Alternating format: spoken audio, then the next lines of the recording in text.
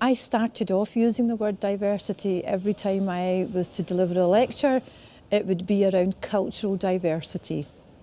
And I wondered whether I did that because it was safe, it was comfortable to use the word diversity. But actually, I have now started, I have a dislike to the word now. And I think diversity is too flowery, it's too soft, and I think it doesn't actually get the message across. And I think when institutions start to use terms like diversity, are we in danger perhaps, I don't know, of losing the critical edge of issues around social justice and equality? So actually when I now deliver a lecture to the students in my institution, I will actually not actually talk about diversity. I'll say I'm going to talk to you about white privilege and whiteness theory. Well, so that was Kajida Mohammed, an individual that I have on many occasions included in videos. In fact, I'm pretty sure I've made a few videos solely focusing on her. And obviously, this came out here on the 12th of April 2022, that she was announced as the convener for the General Teaching Council of Scotland. Now, for anybody that's not entirely familiar with the General Teaching Council of Scotland, or the GTC, they essentially make the school or the academic equivalent of law, in the sense that schools are effectively supposed to comply with whatever legislation is proposed by said GTC.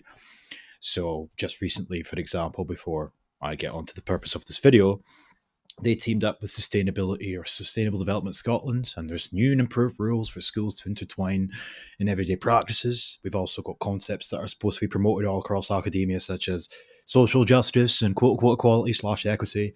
And of course, anti-racism is the new and improved variant of social justice these days. Not limited to, of course, but it says here that she was elected as the council convener, recently served as vice convener, and she's been in the council since 2022. No, 2020, sorry. The council comprises of 37 members, the majority of whom are elected registrants. The council governs GTC Scotland and sets strategic policy.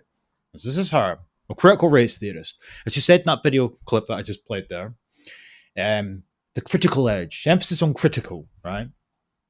And of course, she talked about white privilege and whiteness theory. All critical race theorist talking points, of course. This has got nothing to do with simply opposing racism. No, it's not. Proven this time and time again. I'm somewhat preaching to the choir to whomever watches this video, but this is getting worse and worse and worse since I began to cover this topic back at the start of last year. And here we are, we're fucking 5 months into 2023, and it's getting worse. So much so that the Scottish Council of Deans of Education are saying, we are pleased to launch the National Anti-Racism Framework for Initial Teacher Education in Scotland, available here. Right? I've got this publication up. And who is involved with this? Kajida Mohammed. Yes. So, with that said, here is the publication here. The National Anti-Racism Framework for Initial Teacher Education. It just never stops. So right off the jump on page 2, there's a myriad of different universities that are involved with this. Aberdeen, Edinburgh, 2 universities in Edinburgh, in fact. Strathclyde, Stirling, Glasgow, Dundee. But just coming over here we go straight away. It does not take long. So obviously the concept anti-racism, you simply hear the term, you assume it's opposing racism. But they already debunked that simply there. It's not enough to say we are not racist, but I'll come to that. Why is this framework needed? This is their rationale, okay? In 2021, the Scottish Government began releasing its annual Diversity in the Teaching Profession Data Report, mapping progress in pursuit of the aim of 4% Black and minority ethnic teachers by 2030, which would match the 2011 census. So right off the jump here, until such a time as this is achieved, it will always be an indication of some form of systemic oppression, systemic racism, as it says yet again there.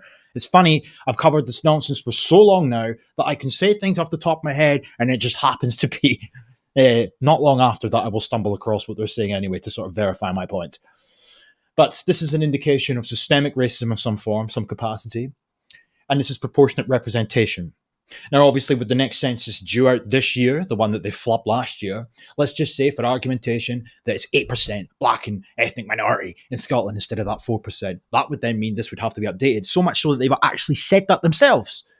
They've said this themselves on the Scottish Government's website, that this will have to be updated. Okay? So they want it to match the census proportion, but as that continues to go up, so too will their goals. 8% of the police force will have to be brown and black. 8% of teachers, 8% of X, Y, and Z, because the census says so. And until such a time as that is achieved, it's unacceptable, it's racism, etc. Things need to be put into place to rectify the racism. Things need to be put into place, and we'll call it equality, when it's equity. But on top of that, though, this is where these policies come into effect. They want to implement policies, they want to change the rhetoric, they want to change the ideology and people's perspectives in order to shoehorn in their own people. It's a power grab, above all else. Currently, the figure is 1.8, with only 0.4% progress in 5 years between 2018 to 2022. The data points to the structural barriers at every step, with BAME students less likely to qualify and less likely to secure employment than their white peers. Initial teaching education institutions can play a key role in addressing these alarming trends in recruitment and retention of BAME students, because it must be racism.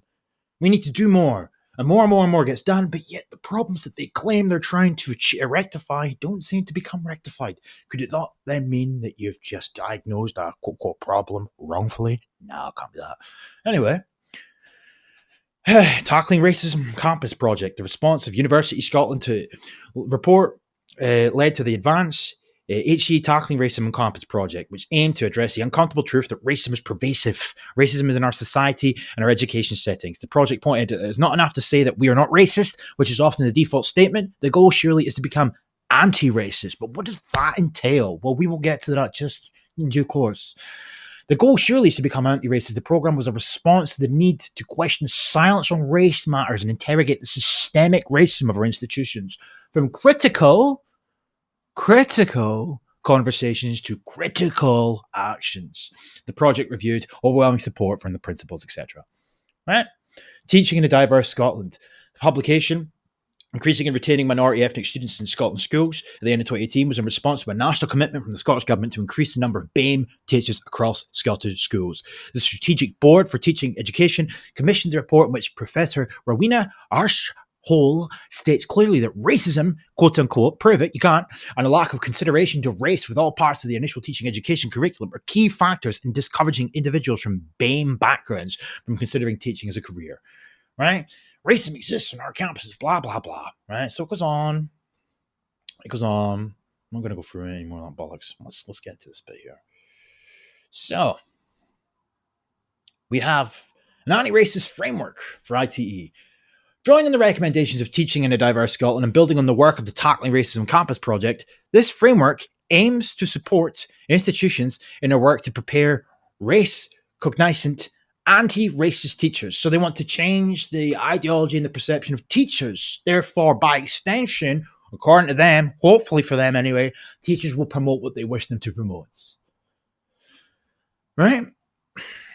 The pervasiveness of racism requires us to prioritize racial equity, not equality, equity. They left the balance of the two words. Equity in preparing the next generation of teachers. BAME teachers, since they were students, have been navigating the way they are perceived because of the colour of their skin and continue to face racism in professional lives as teachers. Right? And they're just quoting people here. Okay, whatever. In order to develop and sustain a diverse teaching workforce, initial teaching education programs, local authorities and schools should acknowledge the many different ways that racism manifests in day-to-day interactions in and around university campuses and school sites and move to proactively becoming anti-racist. So they want to change the perceptions of teachers getting to believe in this quote-unquote anti-racist philosophy in order to achieve what they say themselves here is a diverse workforce. So they want to brown and black our workforce. Why? Because brown and black people want us to brown and black our workforce. You know, it's a power grab, as I said. But it goes on. It says here, where is it here? The framework is a resource for every institution, regardless of geographical location. There's often an assumption that where student teachers are unlikely to meet ethnic diversity in their university and or school placements. There was no problem here, and therefore there was little need to critically reflect upon diversity, race, and racism. There is a plethora of research showing how majority white and BAME student teachers have little appreciation of how their racialized identities, notice the terminology here, racialized identities, because according to these people, race doesn't exist. White people created race in order to treat other races as subordinates, right? Hence why they go after whiteness. Whiteness theory, as they call it. And it may influence their interactions in classrooms. Then they say this research has shown that there was little focus on using the curriculum as a tool for delivering race equity and anti-racist education, critical race theory. Moreover, it has shown that very few teachers recognize this as benefiting majority ethnic children. You mean Scottish children in this context, right? But it's funny how they say race doesn't exist, but yet they also simultaneously lump all white people in together. Just like that. So Scottish, Polish, German, doesn't fucking matter. You're all white. There is a need to move beyond a cultural approach to a more critical understanding of systemic racisms, right? So it's plural now. It's important to support all student teachers to consider the significance of race in a historical, right, revisionist historical context, and political, of course, because we live in a world now where the left and right paradigm arguably doesn't exist, right? But you can sure as fuck put money on the fact that we're living in what could be classified as a quote-unquote progressive society, which is leftism, right? So, this will help them to understand that racism is not individual prejudice. That is exactly what it is, though. That's exactly what it is. But they want to redefine race. They want to redefine racism in order to play the role of victims. They are forever infantilizing and victimizing themselves in order to continuously punch upright because apparently white people are fucking oppressing them. And bear in mind, of course, in this context, we're talking about children. Yeah. Created and maintained by the unequal distribution of power and resources. So read between the lines here. This will help them to understand that racism is not individual prejudice, but rather a hierarchical system based on race, created and maintained by the unequal distribution of power and resources. Therefore, in order to tackle racism, to eradicate racism, we need to redistribute power and resources. An anti-racist ITE should help all student teachers to understand the ordinariness of racism. Racism is normal. Racism is everyday. There is a need to move beyond the simplistic view which focuses on individual racist incidents and far-right ideologies. It is essential that all student teachers understand the role of education in disrupting racist discourse. Right? It's just, relentless. Now I want to just show this bit here. What does an anti-racist ITE look like? Developing racial literacy. Now, I've shown most of this in videos in the past. Frans Widdenstwijn defines racial literacy as acknowledging racism as both a contemporary and historical problem, understanding racial identity as a social construct, considering the ways in which racism intersect with other factors such as class, gender, and sexuality, right? So this is intersectionality as well as race being fake. Understanding the impact of whiteness, developing language to discuss race, racism, and anti-racism, acquiring knowledge and understanding of how racial microaggressions operate in the everyday school setting. Teacher educators need to engage with issues of inclusion, representation, and decolonization. Anti-racist pedagogy is not about simply including racial content in programs and curriculum. It's also about how one teaches and continues the process of applying an anti-racist consciousness into the program, pedagogy, and interactions with colleagues and students. Teachers and educators need to acknowledge the lived experience of BAME student teachers and recognize the cultural wealth they bring, and to break away from portraying them as victims, but rather as empowered people with agency. The absolute fucking irony. The irony of this is just ridiculous. It's relentless fucking nonsense. So, let's see what else we've got here. Now, racial literacy. I've shown this in so many videos in the past. All these people, Kajida Mohammed, Nazutu Tamani, Melina Valdeneri, whatever the fuck her name is, all these people that profess they've coined this term racial literacy. That individual that was quoted just up above, Frans Widdenstwijn, critical race theorists, literally critical race theorists. Racial literacy is critical race theory in action, but it's disguised, it masquerades itself as anti-racism. So just bear that in mind. Racial literacy. Why do we need racial literacy?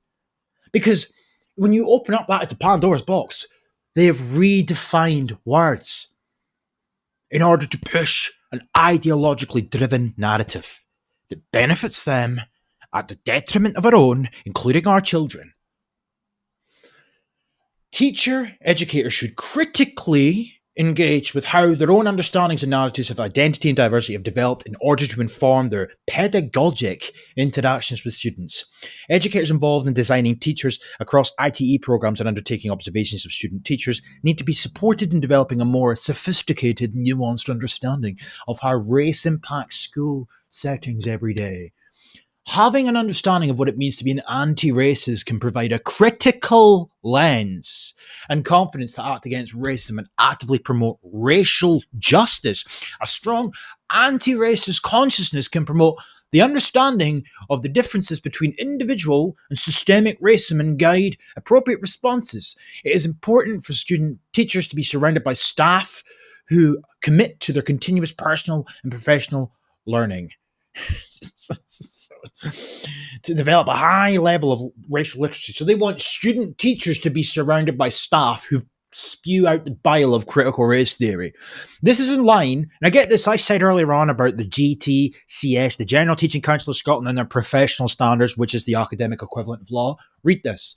This is in line with the General Teaching Council of Scotland's professional standards, which state the educational experiences of all learners are shaped by the values and dispositions of those who work to educate them. While in ITE, student teachers or learners, the values and dispositions of the teachers, educators working with them can shape their development in important ways. Racially literate educators can play an important role in helping student teachers become race cognizant and commit to anti-racist practice. So before they even actually become teachers, the General Teaching Council of Scotland and Khajeeda Mohammed and all the other cancerous cunts who made this publication, as well as the Scottish Government, let's be honest here, want them to be embrace critical race theory, as just grooming the next generation. Pardon my French for that C word there. Right. And it says just below here that suggested action areas to foster an anti-racist culture of understanding where educators have the language to name, frame, and address race and racism in all its manifestations. So they redefine race. There's multiple definitions now. Engage in necessary personal reflection about racial beliefs and practices. Reflect upon assumptions and biases, personal, racial, and social identities of others, and consider the impact that these have on professional ethics and practice. Consider practices that may present barriers to the presence of well-being of BAMEs. Confidently teach an anti-racist curriculum, and in turn support student teachers to be an anti-racist in their practice and their curriculum design.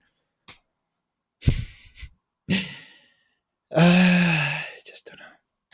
So as well as that, we've got anti-racist pedagogy in the curriculum. Across the higher education sector, there have been strong calls to decolonise the curriculum, and this work could be further supported through the application of an anti-racist lens. Where have you heard that terminology before? Critical lens. When reviewing the ITE curriculum, there was a need to develop critical pedagogies in order to disrupt, challenge, and make visible the invisible racism.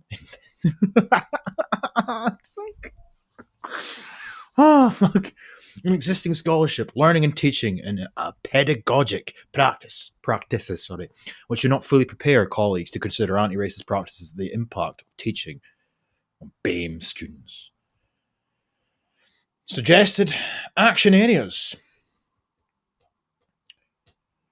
Explore the origins of and usefulness of terminology in categories such as racialization, macroaggressions, microaggressions, color blindness, fragility, privilege, whiteness, ethnocentric, assimilation, anti-Semitism, and Islamophobia.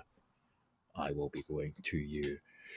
Include historical perspectives with references to colonialism, imperialism, slavery, and modern slavery, but never ever mention whites that were enslaved. No, we must solely focus on the revisionist narrative that will have you believe that poor baby babes and browns were enslaved by white people. We won't mention all the other forms of slavery that took place past and even present, dare I say, and we sure as fuck won't mention really owned slave ships, will we? No, can't do that. Acknowledge and teach explicitly about racism and anti-racism, both past and present, within our curricula and within our institutions. debunk the myth of objectivity in scholarship and academic work, and interrogate the pathways and privileges that lead to certain knowledge and narratives being amplified or silenced. Whose stories get told? Who gets to tell the stories? What counter narratives exist? Irony, sweet, sweet, sweet irony. Or is that Pecora? Don't entirely know. Point remains the same here, that if they get their way, every other story will be silenced by the revisionist radiation. Use inclusive language, for example, we rather than them. Diversify program content, for example, reading lists should be representative of diverse perspectives and knowledge, because we need brown and black people in every form of institution, academically speaking, because Scotland must become brown in an educational context, of course. They've got such an issue with Scottish society being primarily Eurocentric and white and Scottish and British. Ensure resources such as images, videos, music, art do not reinforce stereotypes. For example, to avoid examples that could be off-putting for underrepresented groups, okay? Embed culturally responsive pedagogy, which includes supporting multilingual learners, right? Embed anti-racism across the curriculum. For example, in English and literacy, drawn on text to facilitate discussions about racism and science, create opportunities to discuss why black scientists are generally less well known, if at all. Prepare all student teachers to deal with racist incidents in school and to support all children to speak up against racism. Define it. You won't though, will you? You never fucking do. Placements. It just goes on. We all have a collective responsibility in ensuring our institutions are diverse, socially mobile, and anti-racist. You know, that's just what we're dealing with here. But bear in mind, as I said, right? They get their way. They are getting their way as we speak. They are changing the landscape, academically speaking and politically speaking. These parasites, and they're trying to target our children. This is my biggest bugbear. It really is. Fucking malevolent, insidious, egregious, heinous. Just fucking awful. How these evil scumbags get away with pushing this easily refutable bullshit. Really. And when it's all said and done, it's people like that wee girl on the screen that they're targeting. That could be your daughter.